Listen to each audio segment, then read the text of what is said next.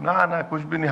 हम ये डाइवर्जन होगा, ये बड़ा ही इलिटिस्ट और बड़ा एंटाइटलमेंट की बात है. वोट डाइवर्जन होगा. हम बिलिटिल कर रहे हैं वोटर्स को इस तरह की बात करके. उनको इख्तियार है किसको वोट देंगे नहीं देंगे. एक बात सुनिए, सिर्फ माइनॉरिटीज तो वोट नहीं डालते ना बंगाल में, अपर कास्ट भी डालते हैं.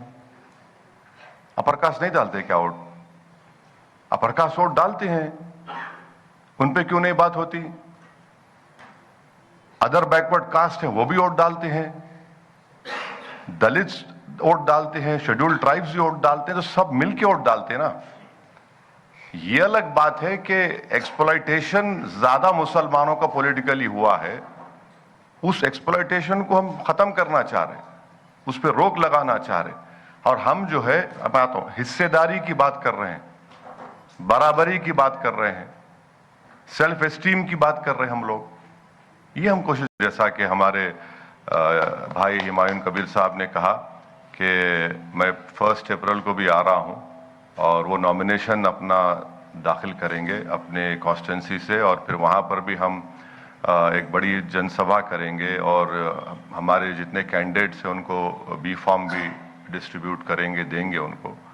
तो ये हमारी कोशिश है. मैं हुमायूं कबीर साहब का शुक्रिया अदा करता हूं कि उन्होंने हमारे साथ अलायंस किया और हम लोग मिलकर आगे बढ़ेंगे.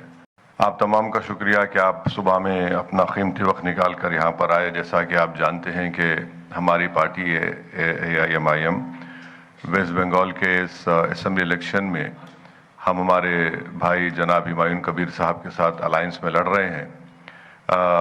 और हमारी पूरी कोशिश होगी कि अलायंस कामयाब हो. और साथ ही साथ ये भी मैं आपको बताना चाह रहा हूं कि सीट्स कितने हम लड़ेंगे वो भी तय हो चुका है. 1, 2, 3 सीट है, उसके ऊपर बातचीत करके ख़त्म हो जाएगा, बड़ा मसला नहीं है. पूरी कोशिश यही है कि इस चुनाव में इस प्रदेश में मुस्लिम माइनॉरिटी की एक पॉलिटिकल लीडरशिप उभरे और स्ट्रेंथन हो.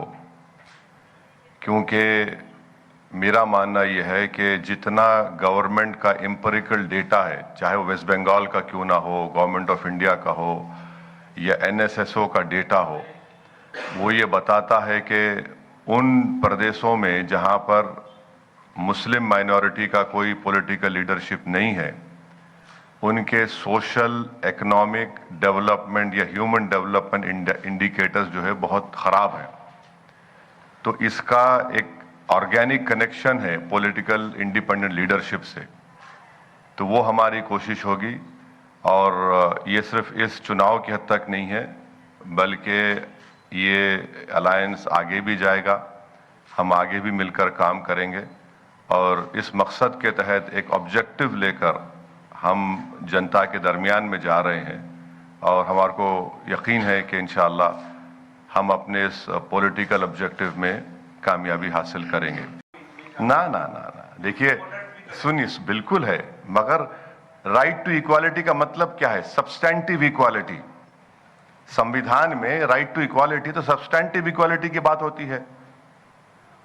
इक्वालिटी अमंग पावरफुल होगा, इक्वालिटी या सबका इक्वालिटी होगा, वो बताओ आप. तो ये किसी समुदाय, किसी रिलीजन के खिलाफ नहीं है.